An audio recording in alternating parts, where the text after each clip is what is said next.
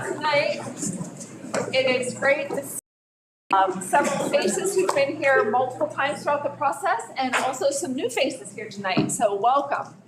We do have a little bit lighter crowd here tonight. Had the unfortunate scheduling conflict with our girls basketball team who was playing in tournament action tonight, so unfortunately my crystal ball didn't show that on the schedule when we decided to hold this meeting tonight, so at any rate, we decided to go ahead and hold it for the people who came. So thank you. If you've been here before, you know that we are working with our pre-bond architect, TVA, and they're going to lead us through the meeting. But the most important people in this room tonight are all of you, because the purpose for these meetings is for us to hear your input, for us to gather your feedback, and for us to help together to develop a plan that our community wants to support.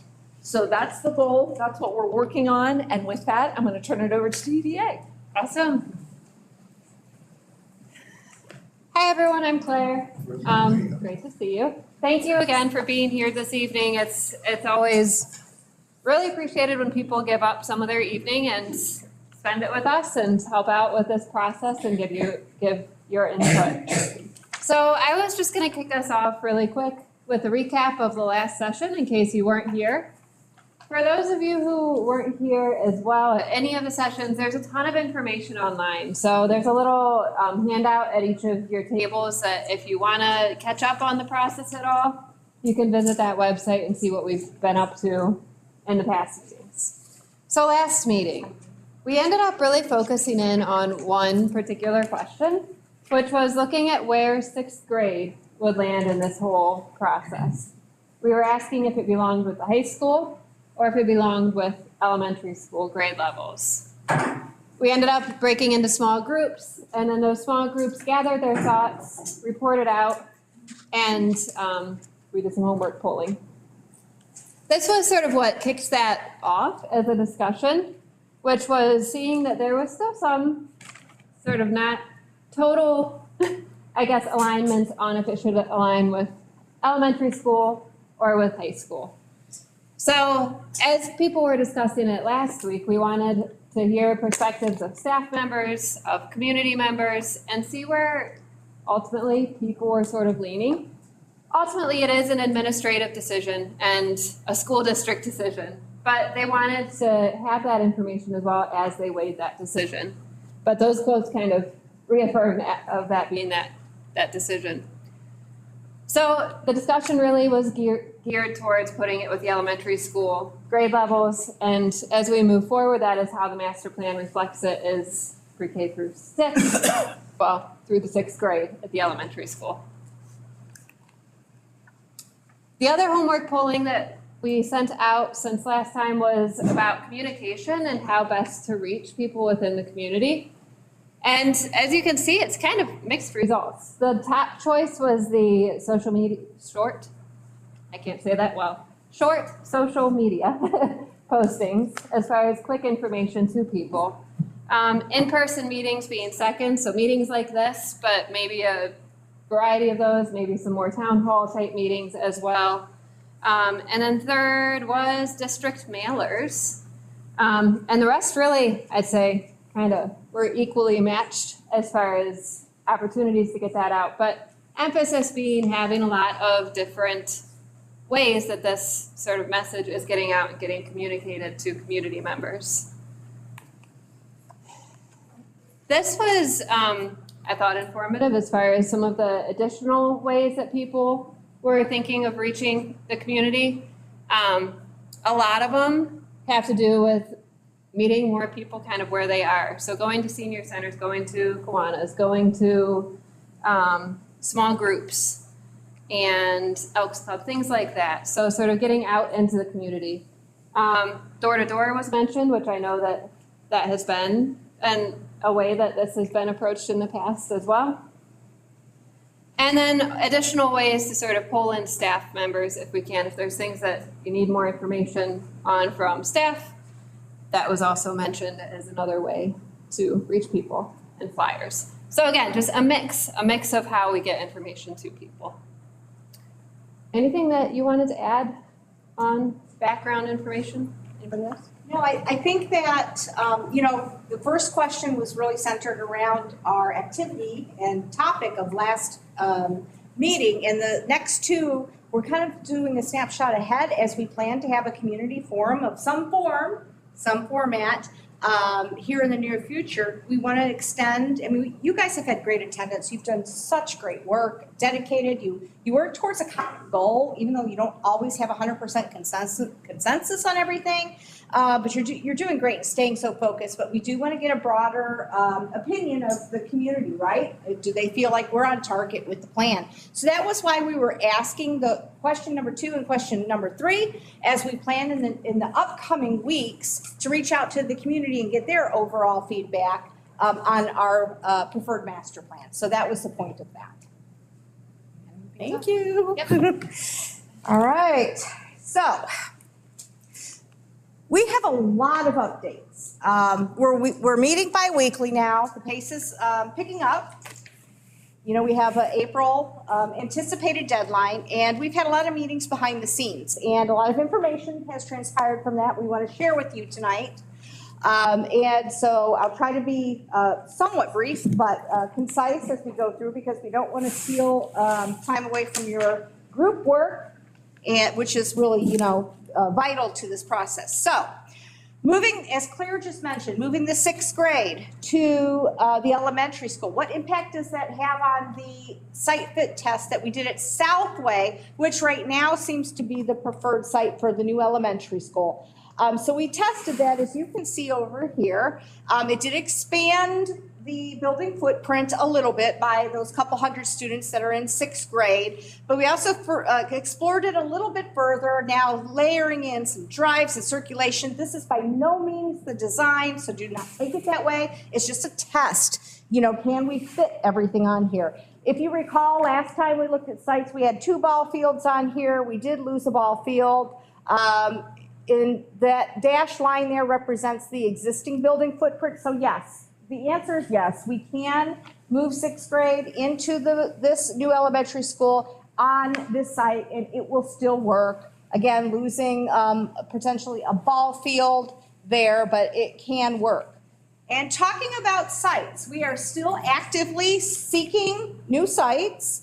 We're both looking, you know, potentially for a whole campus concept or for the new middle high school site. I know you don't, you know, see it or hear it, but this work it's a lot of meetings going behind the scenes till we finally get some progress on it. We're still exploring Howden site. You know, we're trying to find more information about the potential of environmental contamination there. Issues with the water table we've heard, all those have cost impact. So yeah, it is a great site in terms of acreage, no denying that, but we want to do our due diligence and understand, you know, how that site could have a cost impact to this overall project as we weigh the pros and cons of every site. We did hear some more information about KSU Tusk site. They do not have an interest in selling any of their property. They anticipate, or they prefer to keep that land for potential future expansions to that campus. So they're not interested in entering any conversation about property acquisition. Same thing with, and I can't recall which 2, but 2 of the private landowners that we talked about in a previous presentation that we explored also have already told us no interest in selling. But we do feel we have really good prospects in other areas that we're still looking at and are looking forward in the next few meetings to really share that with you and see how this all comes together. So this is still going on in the background. We don't have enough information yet to put it back on the table to discuss, but we will be doing so in the future. This is a big update. So moving 6th grade to the elementary school instead of the high school, when we compared the costs, it didn't have a huge cost impact, whether it was at the middle school level or the elementary school, a couple $100,000, right? So if you recall at the last few meetings, we were talking about a project cost of about $138,000. Couple $100,000 difference for moving the 6th grade, not much, but we did make a few other changes that bumped it up about $1 million. We had conversations with the state. They ran our numbers. They were like, you guys almost hit the mark. Exactly. Actually, the PK5 hit the mark to the penny, which I was really proud about. But we did have some discussion about the career tech students and the allotment of square foot per student that we give them, and based on certain guidelines, how many students were. We decided to switch them to the high school square foot cost instead of career tech square foot cost, which is more square foot, more cost. So it did increase the overall square footage slightly. We also added a site safety allowance into it.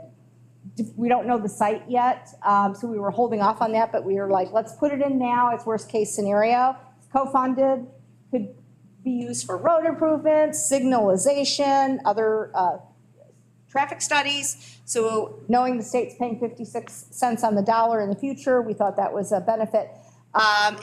So that increased it by about $1 million. So we're sitting at $139.8 million right now by moving the sixth grade and making those changes I just described. Now, we know the cost update for the state is coming out in the next month or so. They're having a meeting in the beginning of March to talk about what the preliminary numbers look like. We were advised by them to target about a 5% increase this year for inflation costs. 5% doesn't sound like a lot, but when we look at that, it has impact. Here, we now move into about $146.8 million using that 5% target. So we'll adjust it accordingly when the final numbers come out. We anticipate those to be late March, early April. And then we've taken that and shown it as a split, the state providing 56% of the co-funded scope. Right now, it means those extra 4 pre-K classrooms that we have, that's an LFI, so they won't contribute to that, but everything else that we have in the plan as of today is co-funded, and you can see the split. And remember that money comes later, not now. Talking about costs and inflation. So I know these charts are very, very hard to read. I know they'd be hard for me to read, so I have a printout here. You can see 2 different slides. The one on the left is one that I prepared 2 years ago for a district in Youngstown. And what it's showing is the average cost of an elementary school at the average size. And you can go back to 2012 and see the average cost of that was about $222 a square foot.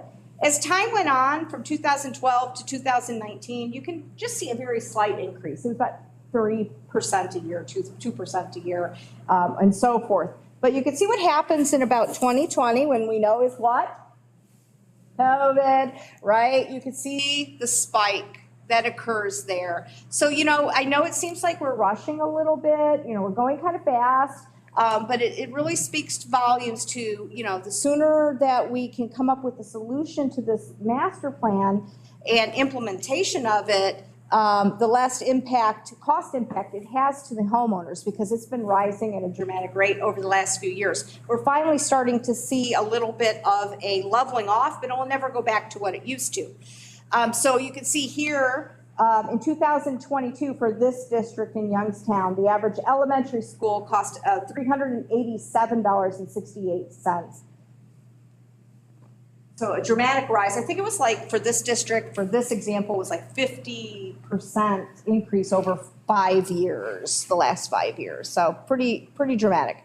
This table right here goes back to 1999, the commission's annual cost increase, which is reflective here. And it's really based on Zone 7. There's 8 different zones in Ohio, different costs, but this is what this one was based on.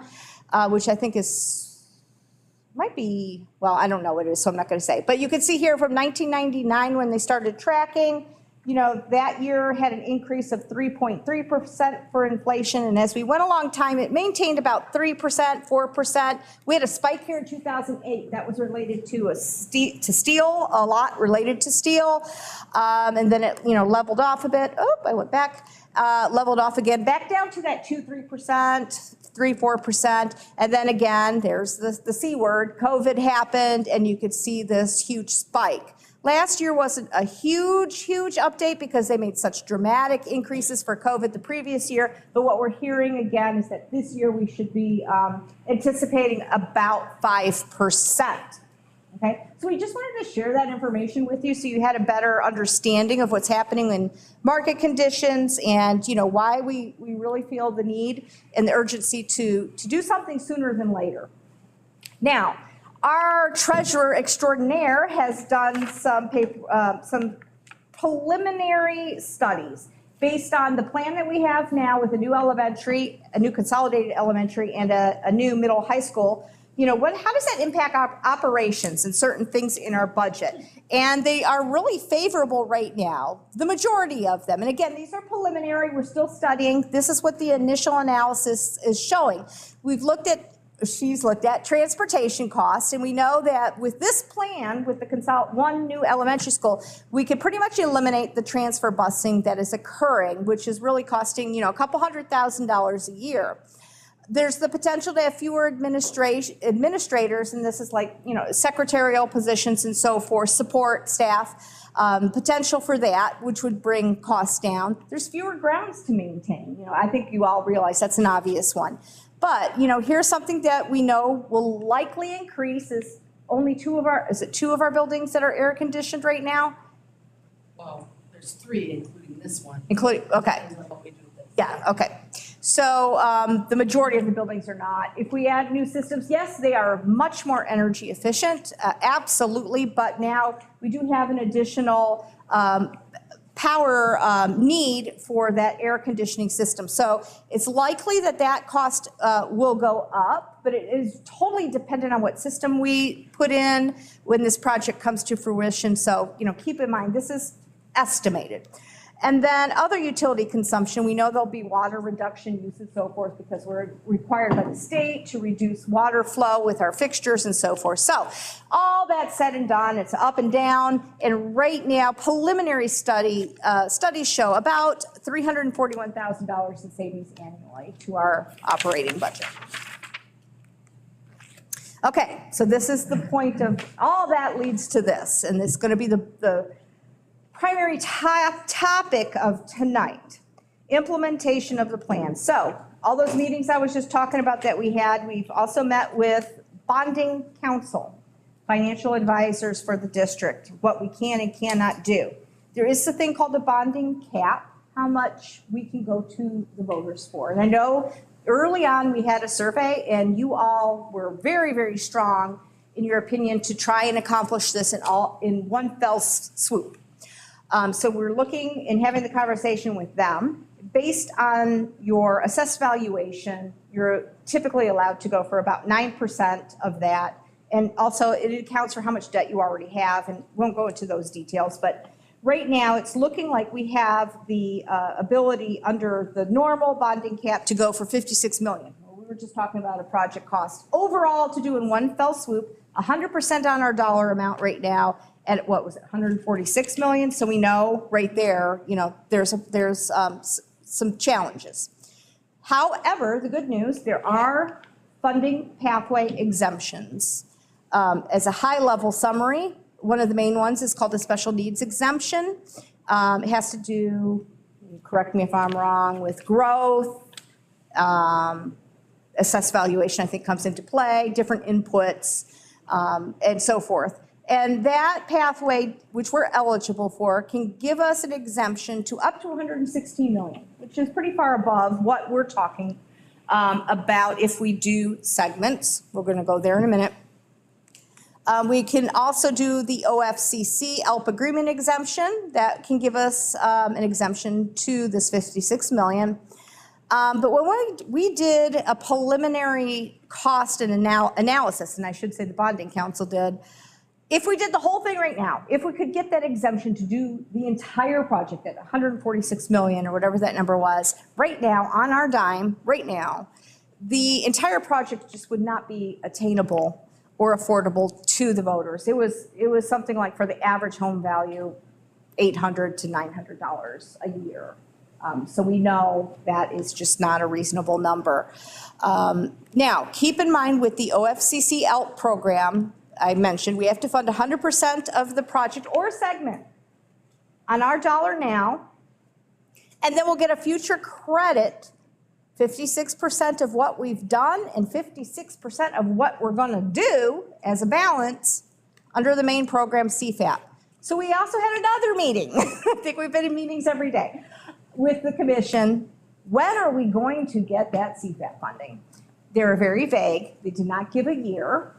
But my takeaway, and correct me if I'm wrong, was it was going to be several years. I took it as at least 5 years. But they didn't, they said several years, many years, not in the next few year future. But you're on the target list. So it just depends on how many districts ahead of us accept offers, how fast it happens, how much those projects are, all comes into play. So it's really a little bit of an unknown. I know, I'm throwing a lot at you, and I'm almost done. So that leads us to segmenting. We need to talk about how we can still accomplish all of this work, a district-wide fix with these challenges, right? So understanding that, the district and we think the committee priority and goals is one bond issue. We've talked about that when we talked about segmenting earlier. Only one ask from the homeowners. So, how can we do that? First segment, so we're going to ask you tonight to really talk about segmenting. Which part, the elementary or the middle high school, do you think we should do first? Keep in mind, we want to do the segment first that meets most of the student, district, and community needs, gives us the most cost savings, gives us the most bang for our buck, solves the most issues. Then we're talking in the scenes in the background. We don't have all the data to present to you tonight. We're working with bonding council to see, we get this future credit for the elementary school or the high school, whatever we implement now. And then we're going to get the credit for the next phase, whatever that may be. What's the difference in that point in time in cost? And how can we fold that difference into the bond issue now so we have the money to do it and not have to go back out for a second bond issue and still be in the limitations of our bonding caps? So that's what we're working on behind the scenes right now, but we still want to have the discussion, right now with you guys. What do you think the priorities are for the segments? So we looked at it. Right now, if we implement the PK through 6 project right now, and that means the demolition of the schools that will go online included into it, it's about a $72 million project cost. If we implement the middle high school, it is about a $74.5 million project cost, and that would include abatement and demo of Welty High School. So not a big difference, and when you break it down into the millage and the costs per homeowners per month, it's very minimal. So don't get hung up on one's $2.5 million more. They're very comparable when it comes down to the final dollars and cents to the taxpayers. We are anticipating future credits for either of these, whichever we do first, to be around $90 million. That's for our credit for whichever phase we implement first, and then the future credit for the second phase from the state. And that will leave, we don't know exactly how much left that we have to put in the bond issue now for the district. These costs do not include any locally funded initiatives, land acquisition, larger gym, building for a larger enrollment. The only thing right now we're accounting for is those extra 4 PK classrooms. Next meeting, we're going to focus on this, and actually your homework is going to focus on that between now and then a little bit so we get a head start. So keep in mind, as I've mentioned, these numbers are always moving. They're going to move again. We started way up here, 60,000 foot level. We're going down to 30, 20, and as we go down further and further, we're refining and defining these costs. And I mentioned the 5% inflation factor right now. And that will be updated at the end of March, beginning of April. So with that said, I'm afraid to go into question and answer. But I think we'll float from the tables. And Ryan, do you mind leading us into group work? And then we can answer questions around the tables. Yeah, as Cheryl mentioned, it is a lot of information. So we are going to float around, but we're going to break up into small groups in a minute here and sort of discuss some of the things that we just heard about segmentation. Just as housekeeping, I think we'll keep it so we have a bigger or good sized group. So maybe we can have this table here can merge with this table And then our two folks over here in the corner, you can merge with this table over here in the corner. I know some of them, they won't bite, or at least they won't bite hard. So, and we'll discuss it. And I think, as Cheryl mentioned, like all of these activities and the homework that's submitted, it kind of builds on one another. And for those who've gone to the website to kind of look at that record, you can see how some of those earlier decisions start to impact and really start to put a finer point on the plans that we're developing here. So we're gonna ask a couple questions just as you meet in your groups. We're gonna break up in just a minute, but we would ask that you discuss the ideas around segmentation. I'll pull the plan up again if you wanna take a look at what everyone kind of decided was the plan we were discussing. But we'd love to hear from the various groups here, you know, do you prefer an elementary school segment or a high school segment? And so with that, really think about two things in addition to that decision. One of which is how will maybe just that elementary versus high school kind of impact the broader community? And then secondarily, how will that impact really the district's goals and the direction of the school? In all of those things that we've talked about, you know, how could addressing either one building or the other building in this segmented approach kind of impact those two groups? So when you write down and do this activity, we'll report out and address those two questions along with which of the segments do you prefer. So we're gonna take about 20 or 30 minutes to do that activity, and then we'll break off and do a report out. So if these groups could kind of merge with the other tables, we will float around to answer questions, and I'm gonna pull up the plan just so we can be refreshed with that. So about 30 minutes.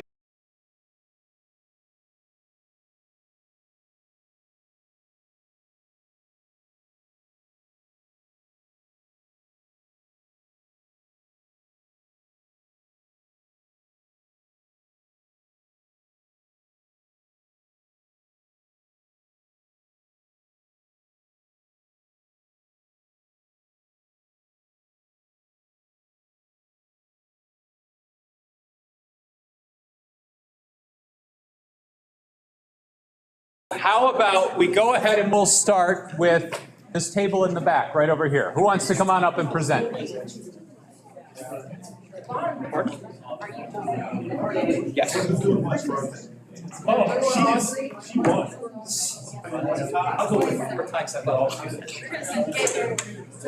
I'll be Vanna, I'll do it. All right, here we go. All right, so we talked at our group. I think the definite need first is elementaries. And we saw pictures. We know what the elementary's current standings are like. And we really like the south location. I think it looked nice from the pictures that we saw of the layout and kind of what that could be. We already have the land and the consolidation of that. We're going to have, like we talked earlier, we're going to have transportation savings. And I think we do need a clear plan. I think it needs to be two segments. Two segments is going to definitely not have a huge tax increase right off the bat. And we felt that we definitely need a plan for the segment 2 before we go out to the voters and for them to vote on it. We definitely need an idea for what the middle school, high school plan is. So that way it's transparent, everything's laid out there. And we even kind of talked at our table about potentially throwing in high school, middle school land acquisition costs into segment 1. So that way, that is a done deal, that's clear, and we already have that locked in. If you wait till segment 2 to have the land acquisition for the second phase, which would be high school, middle school, you could be locked in and curious when that CFAP money is actually going to hit, and be not locked in for sure for up to 2-3 years. We don't know what that time frame looks like. So, but throwing in potential land acquisition in segment 1. So that's kind of what we talked at the table. Yeah. And that, you know, you kind of just took us to next steps, and we'll talk about it in a minute, but layering on those LFIs, land acquisition is worth, is part of our very near future discussions, and maybe even your homework as a first pass over it. So very good point. That is the intent. Could you re-explain then about the segmenting, how the cost goes? Because I was thinking that we would not, the way you explained it, we would not be going to the voters the second time to It's the get same the second question I segment. asked you. Is that Right. correct? So this would be one plan, Yes, correct? this is something that we're gonna ask them, we're gonna ask the voters one time them in two segments? Correct, yes. And you're gonna have to like say, No, wait. pass this now, and then later go ask them for, Audrey's got it all figured out for you. right? They drew a diagram. Tell me if I'm wrong. This is beautiful, honest to goodness. I'm just being fan, here you go. We're not taking over the world, but this is We were great. really confused at our table, We were so I just confused wanted too. to jump in and share this. So, one vote, there's only one vote happening, one vote to the community. So, and I broke this down into numbers that I can divide in my head, so these are not real numbers. The school's not gonna cost $40. So, sorry. So let's say elementary school costs $40. High school costs $50. Oh, also, let me say, the state doesn't give us 56% in my example, it gives us 50%, because that's way easier in my head. Okay, elementary school costs $40, high school costs $50. So when we go to the voters, we say, hi, can we please have $45? The voters say, yes, here's your $45. And that's the whole elementary school, plus what we need for land acquisition, So whatever we we're saying. take our $45, which is more than what the elementary school costs, we take our $45, we take that $40 immediately, build our elementary school. $5 goes into the kitty. We wait, state says, okay, we did everything we needed to do, you're up, it's your turn. So the state gives us $20 for 50% of the elementary school, $25 for 50% of the high school, $45. We take what's in our kitty, which is the $5, add it to our $45, and then we have our $50 to build the high school. So there's one vote, we ask for money one time, and that's how it hashes out. And Jeff, what's our slogan? Buy one, get one free. That's our slogan, buy one, get one free. Everybody will understand that, buy one, get one free. It's an entire win. All right. Oh, Audrey's done that. Well, you might as well just stay up. Is there Yeah, anything come else you want to? Let's hear the rest of it. Let's hear the rest of it. Here we go, page one. All right, sorry to jump the line. You're not really. We agreed that the elementary school would be a good first place to start. And that killed me. It killed me to say that, but like, it's honest to God true, you know? It allows us to ask for that extra, like I said, to do the high school. It keeps all the kids in school while we're at least building the elementary school on presumably the south property. It gives us the potential to maybe use those elementary schools to displace high school and 7th and 8th graders into those schools if we absolutely needed to, if we had to build on the high school site. It obviously eliminates the need for property maintenance, admin, busing, all of that between all the elementary schools that's happening right now. So we kind of fixed that right off the bat. Our concerns were, and I'm sure this gets built in, but our concerns were the inflation, not really knowing when we're gonna get the money from the state, not really knowing when the high school project or middle school project would start. Maybe too much time passing in between, loss of interest, loss of excitement, which we don't have to go for another vote again. That's not a huge deal, but you still, want the community supporting what you're doing. When the state will actually give us the money, because we don't have a concrete number. And at this point, it seems a little risky to progress without a planned site for the high school, but I guess worst case scenario, we use the site that we're already on, but. Historically, like New Philly, if you really know your history, Central Elementary was supposed to be a new high school. That's what was supposed to be a new high school, but they never got that done. I mean, World War II is a big deal, I get it. However, but we never went back and finished it, right? So there we sit. So that's where these concerns come from, like, are we gonna be gorgeous new elementary school and then we're still in a 100-year-old building with high school, 15 years from now? So, yeah, it is a concern, so. Anyhow, that was ours, thank you very much. Excellent. Oh, We'll take this for you. It's a tough act to follow. How about you guys? You want to head on up there? Yeah.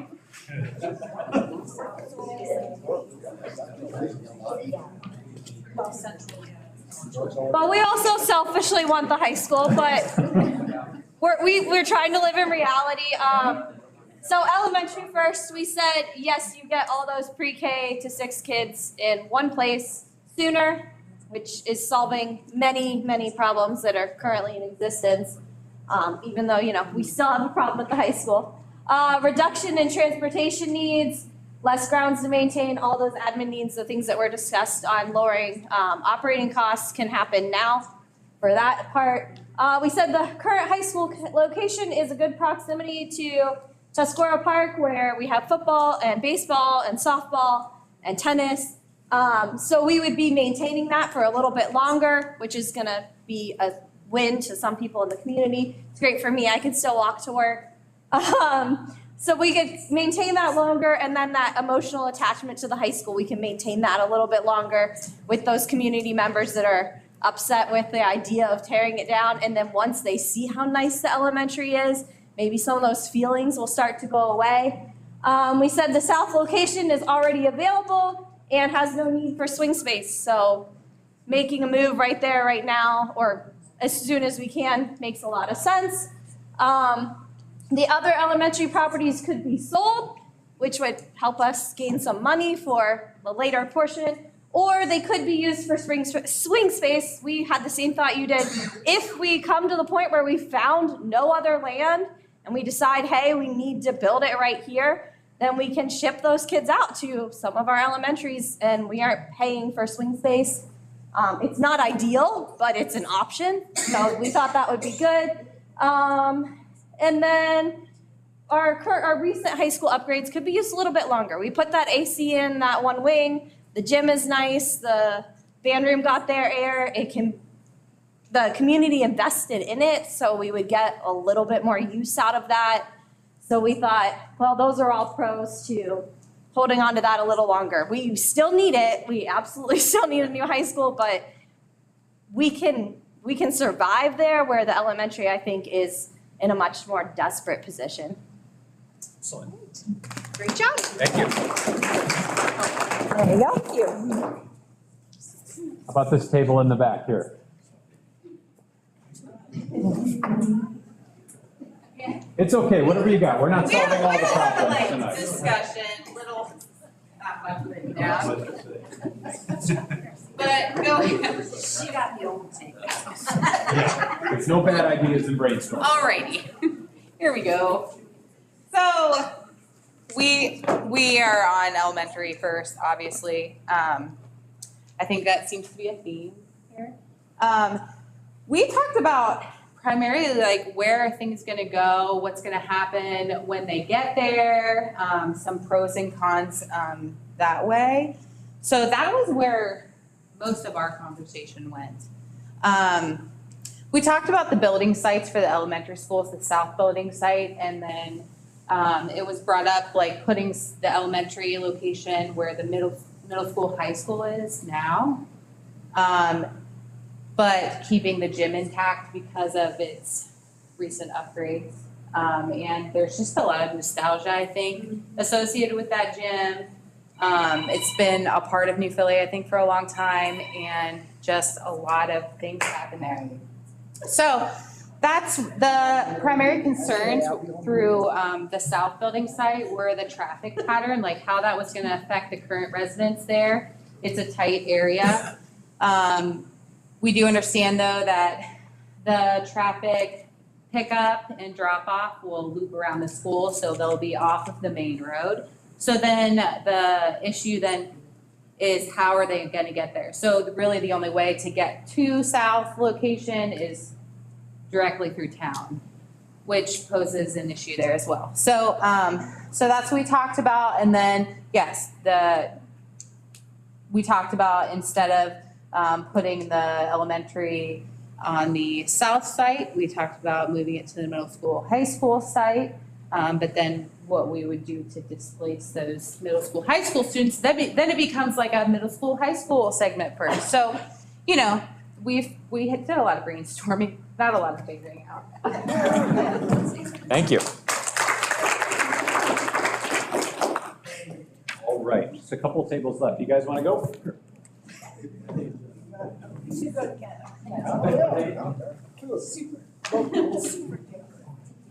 Yeah, exactly. Two at once. We went back and forth on a lot of stuff. The ball court table thinks that the elementary switching to that first is probably our best bet. It's more cost effective, fewer buildings than other people said. We moved sixth grade into it with free space in the high school. And then also once other schools are emptied, again, we can use flex space or sell them. Doing high school first we said, one of the biggest things is where are we putting it? Howden Buffalo's there, but it's sort of landlocked. Yes, it's more space, but it's not quite enough space. But moving it first would free up, parking, downtown congestion, keeping safety for the kids, and so we sort of went back and forth on that. They both have their pluses and minuses. We were all in concurrence that, one campus would still be best. Just finding a place to put it. I said anything there? No, I was gonna say, we had a lot of the same thoughts that the other groups had, but, I think most of us, maybe a couple wouldn't agree, but the elementary seems like the way to go. At least because there's not a clear defined site for the high school, middle school at this point. Although there was a good point that, high school, middle school is kind of like the anchor of the district and people kind of have a nostalgia for that. But knowing the other elements, I think the elementary school makes more sense. Great. Appreciate it. Yep. Yeah, thank you. All right, the last table. All right, we're kind of with everyone, with most of the other groups there talking about an elementary first makes sense, the cost, all of that other stuff. One of the things too that I think is true, and my wife and I, we talk about this often. We talk about our daughter's in second grade. She's now in South School. She was at East School. She was at the Dome. She will then go to West School. She'll go to wherever the heck's next, Central. Then she'll go to the middle school and she'll go to the high school. So she'll be at 7 buildings by the time she graduates high school, which is absolutely insane.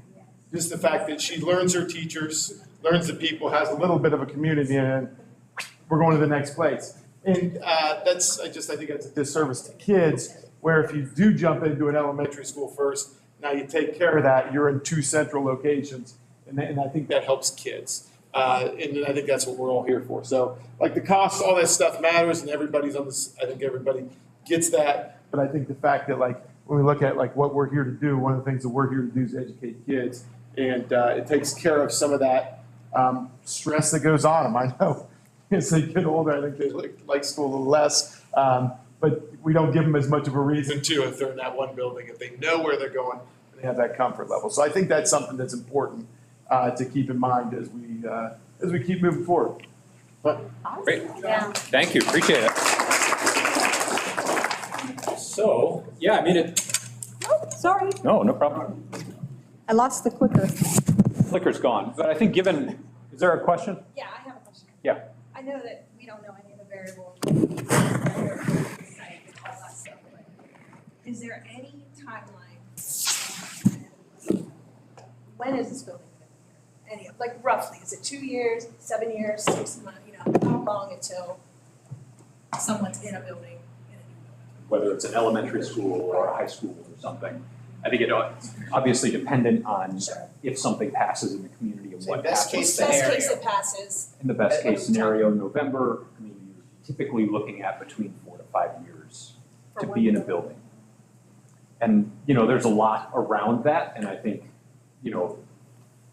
without having so much of it defined, So class it's of 2050 difficult. is going to be our It's first. difficult to give that, but when you're looking at something like design, construction, demolition, and all of those things put together, that's a rule of thumb.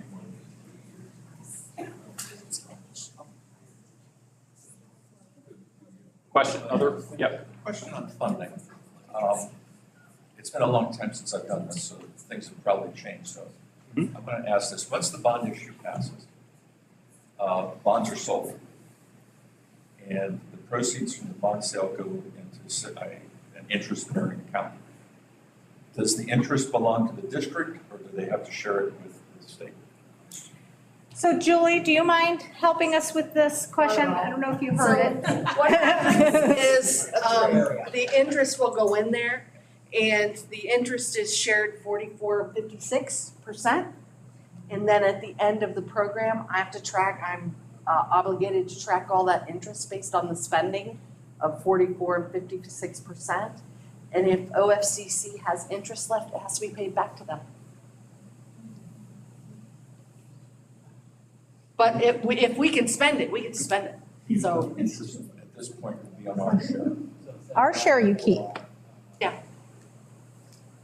our share, we Has definitely, that been accounted for in the funding analysis?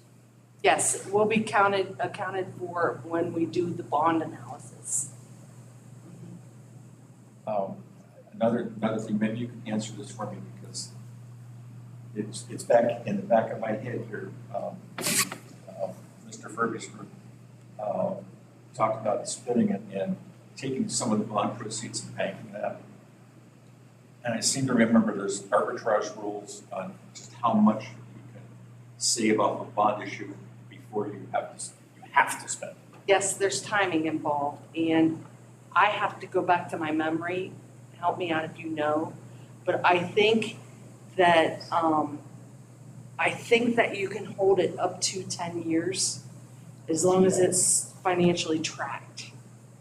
And I think don't hold us 100% to this, but I think how bonding council explained it is that for that future part that we're not implementing right now, we don't issue the bonds for that, Yes. right? Good point, I forgot about that. So we'll issue the bonds for how much we need to get that done, and if there's extra proceeds, we just will do that issue when we need it.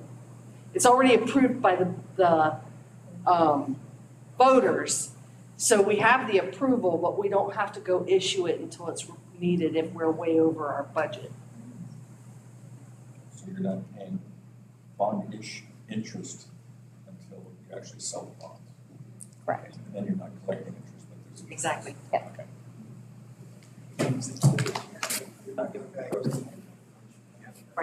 So the worst case, let's say worst case scenario here. We get this, they split it. We get the bond passed, that goes good and everything else. 4 years down the road, and state says, things went tits up, we're not doing this program anymore. Then what?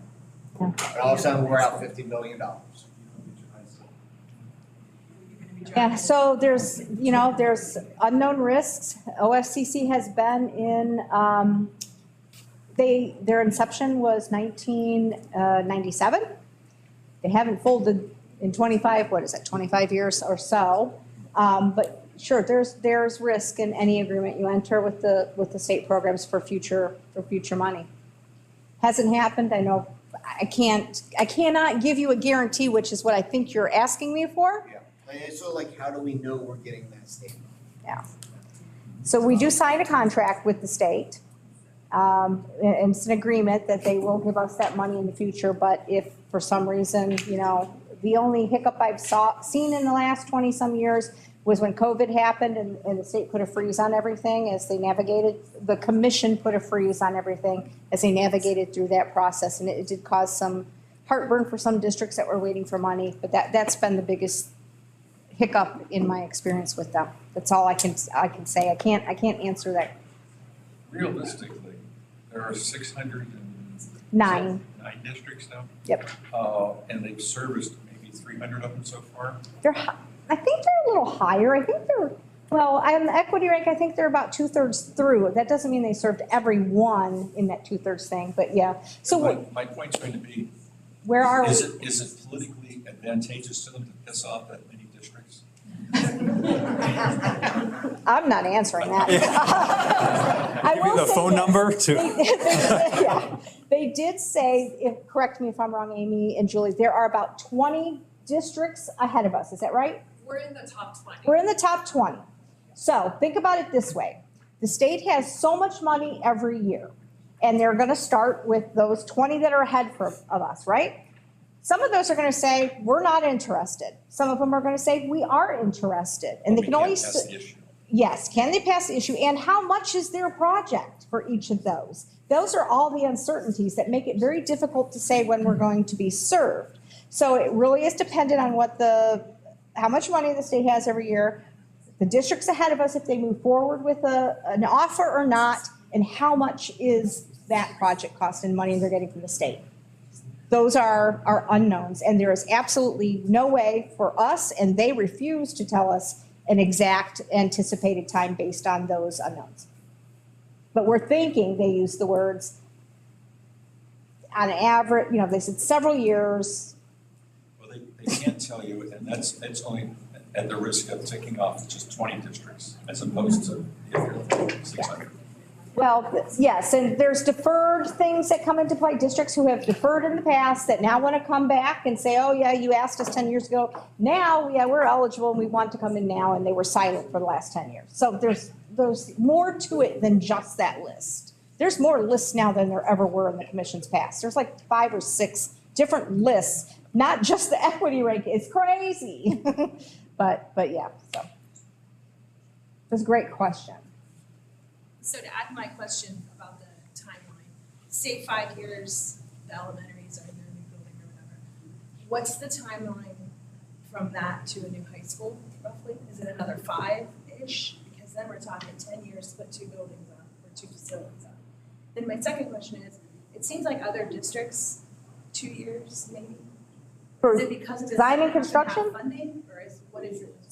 Design and construction will, unless it's a very small project, will not take 2 years.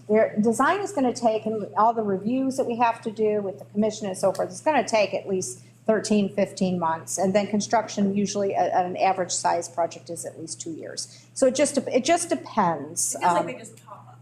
You know what I mean? It feels like you hear about their levy, boom, they're in their new schools. So to hear 5 years and then possibly 5 more or whatever. Yeah.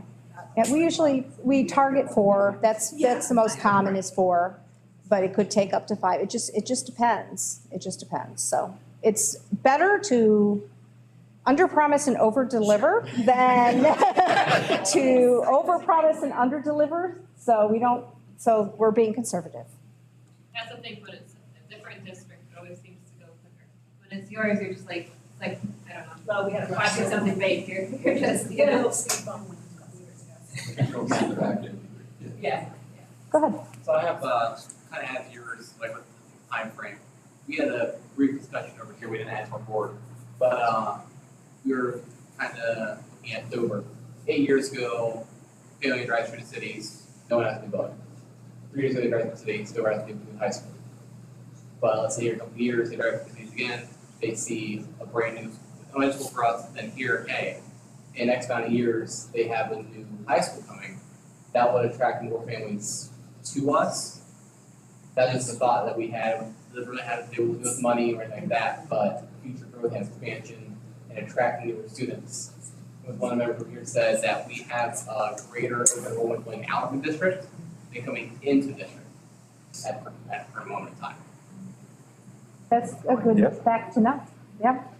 So in the next steps, part of the LFIs and stuff that we're going to be talking about is, do we build for a larger enrollment than our enrollment projections? That's a consideration we're going to talk about. Land acquisition, all that will fold into the project cost and, weigh in on, the overall bond amount. To be mindful of your time, if there are no more questions. We've already mapped out the next 4 meetings, and that's about what we plan on having before we have a final master plan recommendation for the Board of Education. So you can see those up there. That'll be posted on the website and through whatever channels we've been using in the past to advertise that. We're also going to give you a homework link. You guys have done a great job. We've been tracking attendance about 60 people per meeting, and we've had about, consistently with the homework, about 40 people filling it out. It really helps us streamline and gather more input than what we talk here in this hour and a half. Please keep at it. It really, really is valuable to us. So we'll be giving you a link for the homework. Please do that.